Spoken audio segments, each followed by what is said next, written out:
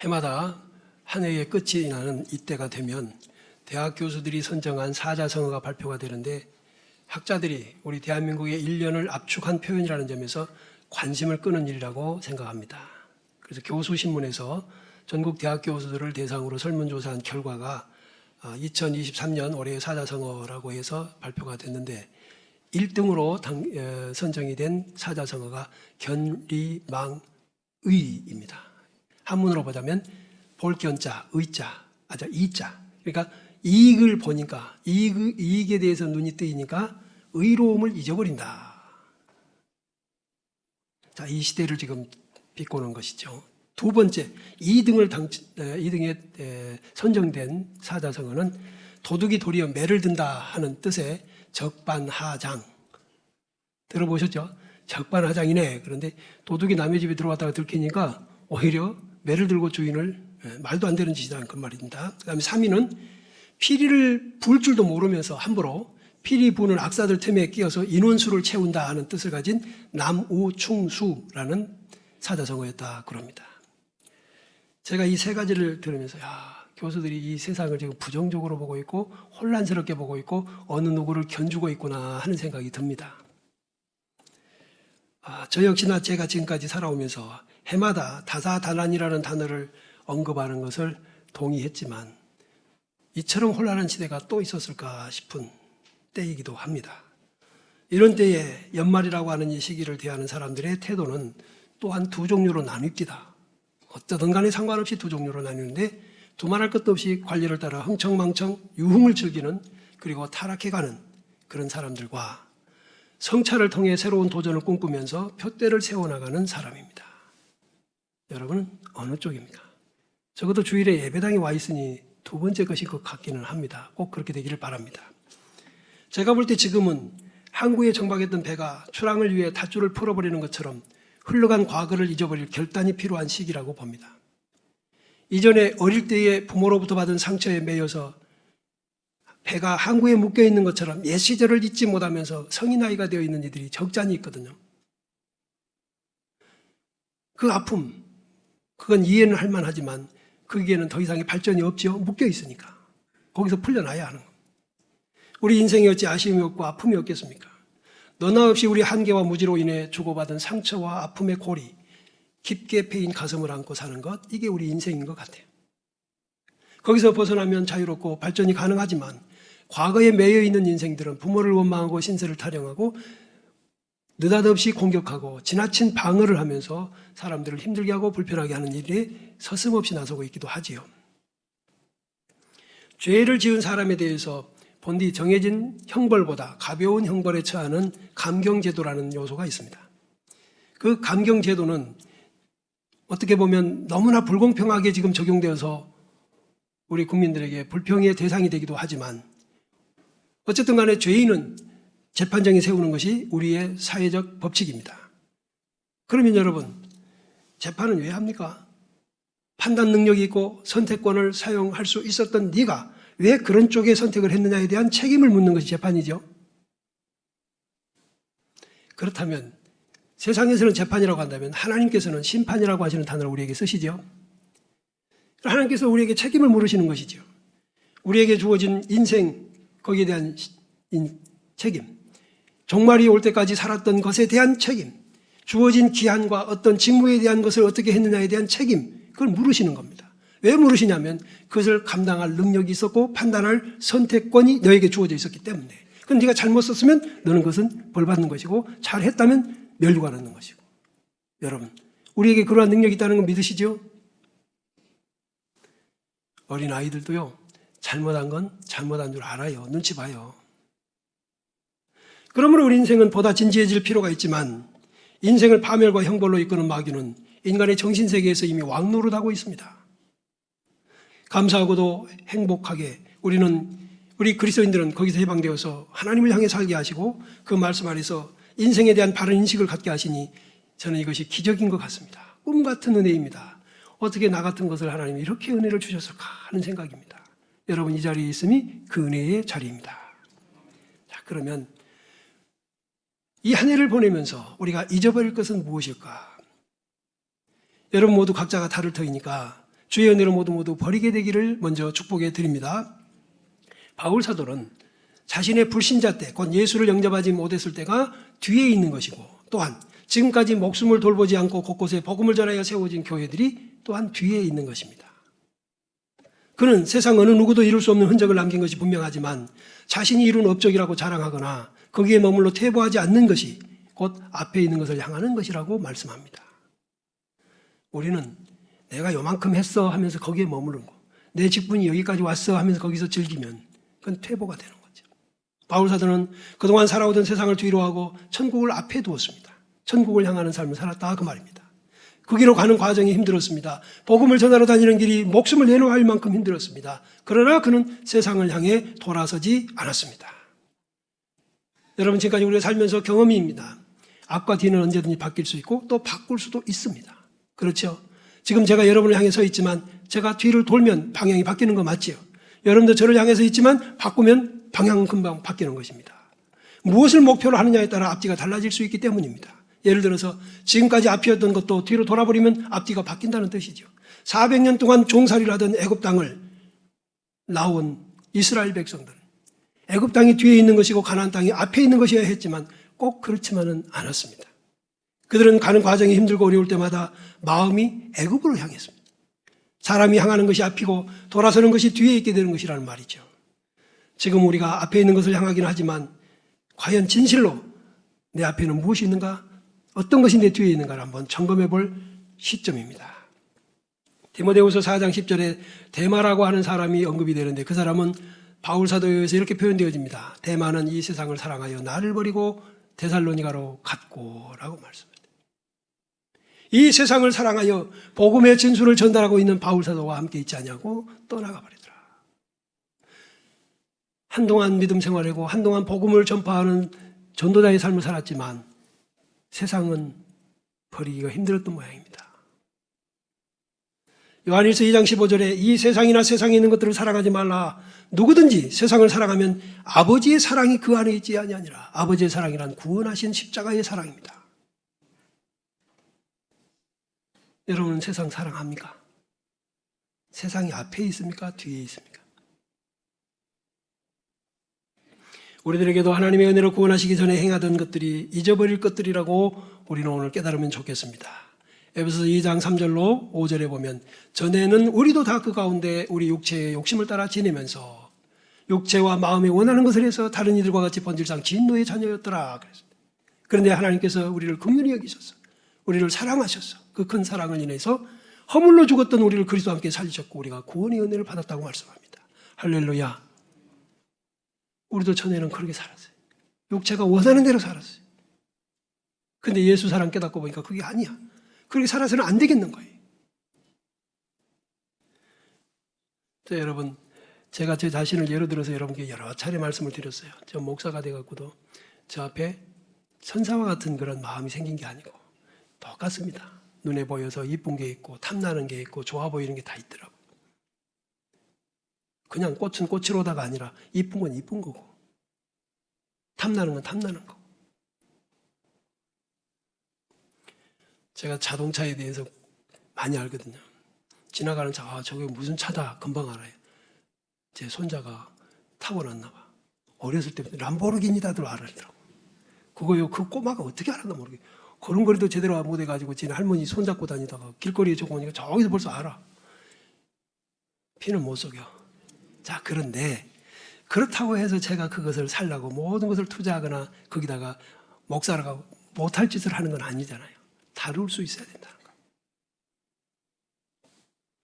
디도서 3장 3절로 8절에 우리도 전에는 어리석은 자요, 순종하지 아니한 자요, 속은 자요, 여러 가지 정욕과 행락의 종노릇한 자요, 악독과 투기를 일삼은 자요, 가증스러운 자요, 피차 미워한 자였으나 우리 구주 하나님의 자비와 사랑하심, 사람 사랑하심이 나타날 때에 우리를 구원하시되 우리가 행한 바 의로운 행위로 말미암지 않고 오직 그의 긍휼하심을 따라 중생의 씻음과 성령의 새롭게 하심으로 하셨다라고 말씀하십니다. 다시 말하면 우리가 여기에 있는 것이 우리의 행위 따라 사니라. 우리가 하나님 앞에 구원받을 행위가 있어서 있는 게 아니라 그저 하나님의 불쌍히 여겨주심을 따라갔다.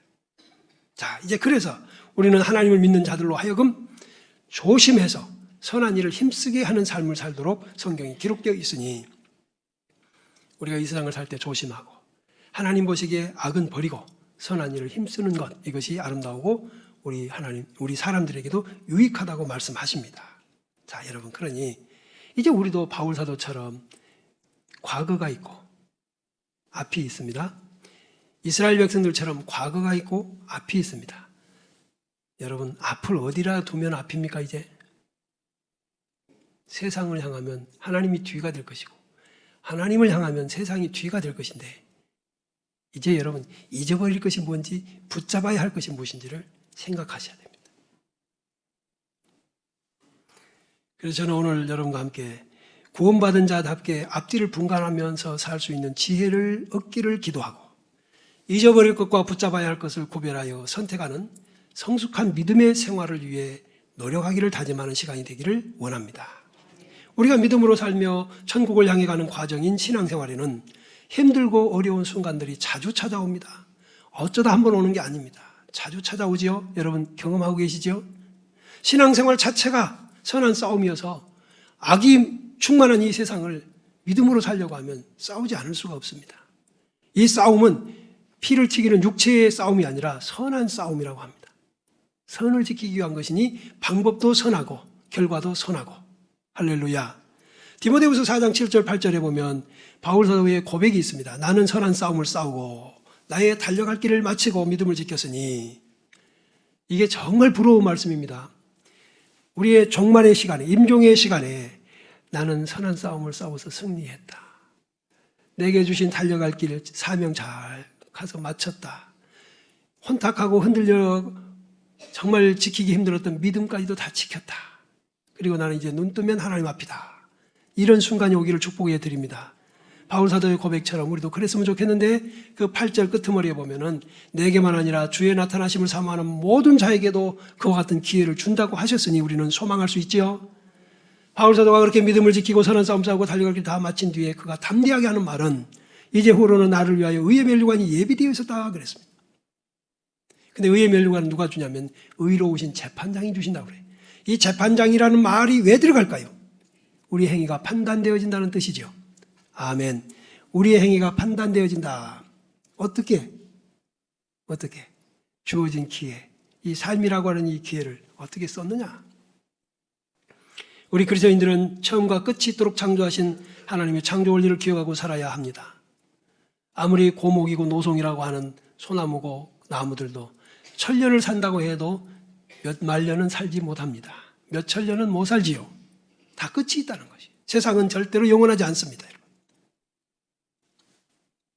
그래서 하나님께서 우리에게 끝이 있다는 사실을 기억하도록 성경에 말씀하셨는데, 그 끝을 기억하고 살려고 몸부림했던 한 사람의 일생이 얼마나 아름다운가를 성경에다가 숨기지 않고 보여주셨는데, 그게 다윗의 일생입니다.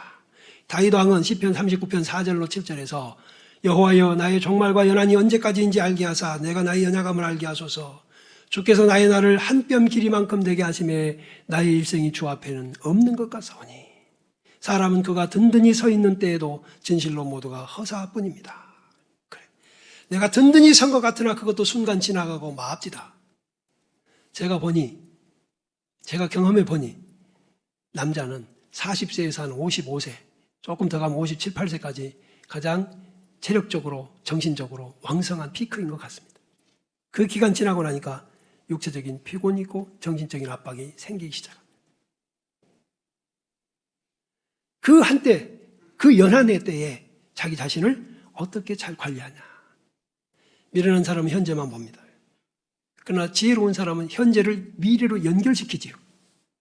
아멘. 지금을 미래로 연결시킬 수 있는 삶을 살고 있는가? 바둑을 두는 사람들은 이번 한 수가 다음 어떤 것에 어떤 영향을 끼칠까를 염두에 두고 하지요. 그래야만 상대가 말려들기도 하고 상대의 공격에서 벗어날 수도 있고. 우리 인생은 우리 그렇게 살아야 됩니다. 내가 무엇을 바랄까? 정말 영원히 흔들리지 않는 하나의 목표라면 그것은 우리 주님을 향해 가는 겁니다. 예수님은 세상에 계실 때에 이 세상에 끝이 있고 종말이 있다는 것을 알려주셨지요. 바울 사도도 로마 감옥에서 자신에게 종말이 다가오고 있음을 알고 그것을 담담히 받아들였습니다. 그 종말의 순간까지 그는 믿음을 지킨 것이죠. 우리가 성경에 기록된 수많은 믿음의 선배들을 보면 그들은 모두 자신의 종말을 알고 대비하는 위대한 믿음의 사람들이었습니다. 지금 이 시대에도 우리 목회자는 물론이고 성도들 역시 하나님의 뜻인 종말이 있음을 알아야 바르게 살게 됩니다. 아멘. 대통령이 5년이면 끝난다는 걸 알아야 바르게 살고, 국회의원이 4년이면 끝난다는 걸 알아야 바르게 살고, 남성들이 혈기방장할지라도 내가 나이를 들어가니 곧 얼마 안 남았구나, 정점에서 툭 떨어질 수 있겠구나 생각하면 그 시대를 힘을 남용하거나 폭력화하지 않고 섬김으로 미래를 도모하는 지혜가 있게 할 것입니다. 유종임이라는 말처럼 누구나 종말을 아름답게 끝내지 못한다면 실패한 것입니다. 그러므로 종말을 알고 하루하루 순간순간을 사는 것이야말로 가장 큰 지혜라고 할 것입니다. 자, 그러면 이제 붙들어야 할 것에 대해서 말씀을 드리죠. 자, 14절 읽어보겠습니다. 표대를 향하여 그리스도 예수 안에서 하나님이 위에서 부르신 부름의 상을 위하여 달려가노라. 자, 여기서 전치 다 두 개가 나옵니다. 향하여, 그 다음에 부르심의 상, 끝까지. 이 말은 목표, 무엇을 향하여 가느냐, 그 다음에는 어디까지 가느냐입니다.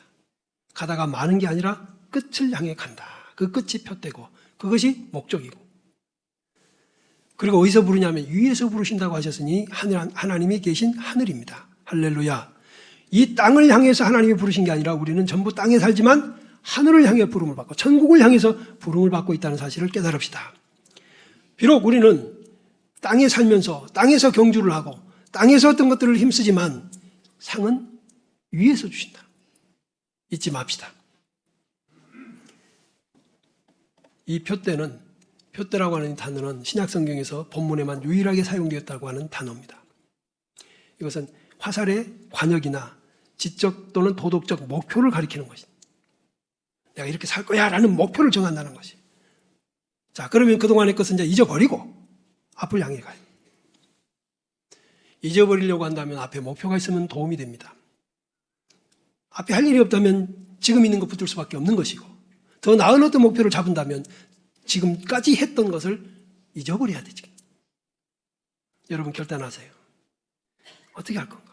지금까지 내가 해온 것을 아쉬워, 자랑하고 싶어, 그것을 더 유지하고 싶어. 이게 아니라 우리는 좀 더 성숙하기를 하나님이 바라시니까 우리를 부르고 계신 것을 기억합시다.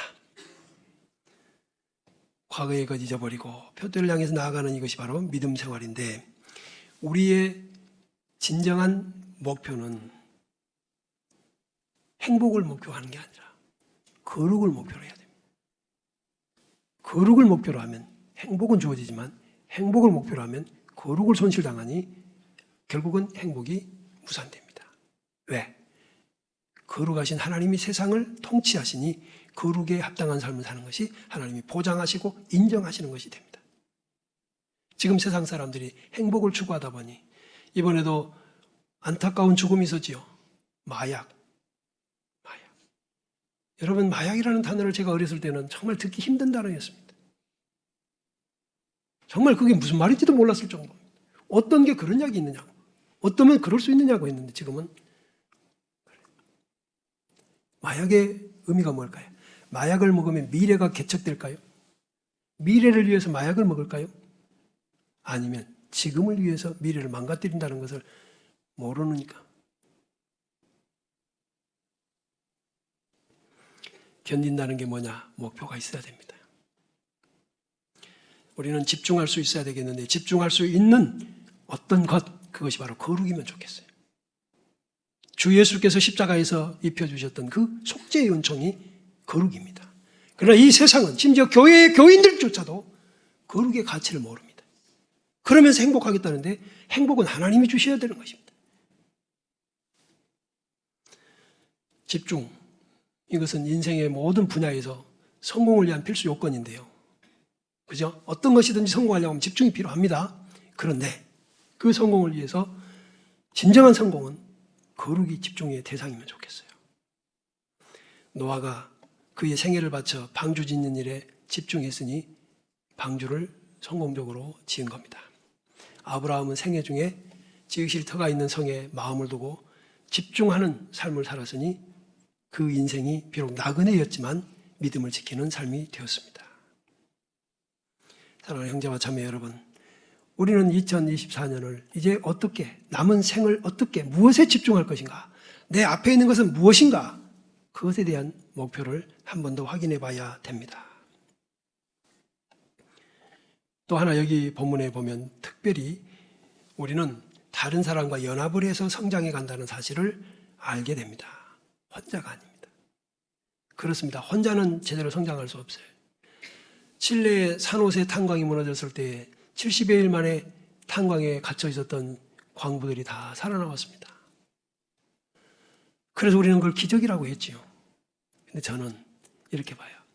만약에 거기에 한 명이 갇혀 있었더라면 70일 못 삽니다. 2명도 안 됐을걸요. 그들이 그래도 몇십 명이 되니까 서로 격려하고, 오늘날 교회를 안 다니는 사람들, 집에서 예배로 온라인 예배를 드린다고 하는 사람들, 그 사람들이 과연 하나님의 백성인지는 심각하게 질문해 봐야 됩니다. 교회는 성장을 통해, 아픔을 통해 성장하고, 함께라고 하는 단어 속에서 우리의 아량이, 성품이 다 다듬어지고 길러집니다. 이런 말 있잖아요. 개 보기 싫으면 낙지 사 먹는다. 여러분, 말도 안 되는 소리. 내가 네 싫으니까 나는 네 주기 싫어. 다른 것. 여러분, 우리는 함께 있어야 성장한다. 심지어는 아픔도 성장입니다. 다른 사람에 의한 상처도 성장입니다. 왜? 나는 저렇게 안 해야지. 이렇게 하니까 내가 갖는 경험한 아픔이 얼마나 지난지 모르겠어. 나는 이런 일 안 해야지. 그렇죠? 결론 정리합시다. 우리 일상생활은 사실은 보면 같은 일이 반복되는 일상입니다. 어제 누웠던 자리에, 어제 갔던 직장에 또 가고, 어제 만났던 사람 또 만나고, 어제 왔던 교회당에 또 오고, 어제 앉았던 그 자리에 또 앉는 그런 반복입니다. 이때에 이것이 무감각해지고 무덤덤해지지 않도록 해야 된다. 이 반복의 지루함으로 연결되지 않도록, 반복 속에서 더 많은 다양성과 흥분이 있는 생활, 더 목표가 있고 의지가 있는 생활이 되도록 우리 자신을 해야 돼요. 위험합니다. 반복이 되면 익숙해지고, 익숙하면 우리는 거기에서 무뎌져 버린다는 거예요. 자기 반성이 없습니다. 성찰이 없어지는 거예요. 여러분, 자기를 지킬 줄 아는 사람은 그 반복되는 일상 속에서도 계획이 있습니다. 그렇죠? 계획이 있어요. 똑같은 자리를 가서 앉아도 다를 수 있습니다. 정신 자세가 다르고, 오늘 할 일이 있고, 내일 또 그 자리에서 해야 할 일이 또 있는 것이고. 하나님께서 우리에게 주시는 2024년은 또 한 번의 반복이겠지만, 그래도 우리는 또 다른 목표를 선정하고 앞에 있는 것을 향해서 가야 할 기회로, 붙잡아야 할 기회로 인정합시다. 예수님을 믿고 따라가는 일에 희생도 각오하고 가야 됩니다. 어떤 때는 사회적인 교제도 포기해야 됩니다.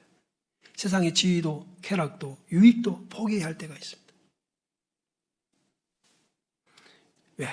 거룩이 목표고 천국이 목표고 붙잡아야 할 것이 앞에 있는데, 지금 이것은 내 발끝을 붙잡는 것이 되니 이것은 털어버리고 가야 할 것들이라는 거예요. 이 세상은 악의 끝을 향해 달려가고 있습니다. 맞지요? 하늘을 바라보면서 절망 속에서 희망을 찾는 우리 성도였으면 좋겠어요. 한 해가 저물고 또 새해가 옵니다. 우리가 가야 할 목표는 하나님 품입니다. 이 반복이 이어지다 보면 언젠가 우리는 이 세상을 종말로 맞이하고 떠나야 하겠지요. 잠깐 왔다가 갈 순례자다 잊지 마시고, 이 한 해가 가는 만큼 천국이 가까워졌다. 그래서 제가 요즘에 그렇게 기도한다니까요. 하나님 아버지, 천국은 얼마나 좋은 곳입니까? 얼마나 좋길래? 상상해보면 세상에 우리가 외국에 여행 가고 또 어디 가서 좀 좋은 데 봤지만 그건 비교가 안 되는 것들이잖아요. 거기에는 우리가 대가를 치러야 되니까 불안하잖아요. 좋은 것일수록 그래요. 그런데 하나님 아버지가 사랑하는 독생자를 내놓고 구원하신 우리를 위해 예비하신 곳이니 얼마나 좋을까 기대가 됩니다. 이 한 해에 마무리 잘하고 앞에 있는 것, 붙잡아야 할 것을 정확하게 하고 방향 바꿔놓고 앞에 있다고 하지 말고 정말로 천국이 앞에 있는지를 확인하는 성도들이 다 되시기를 주의 이름으로 축복해 드립니다. 일어나서 같이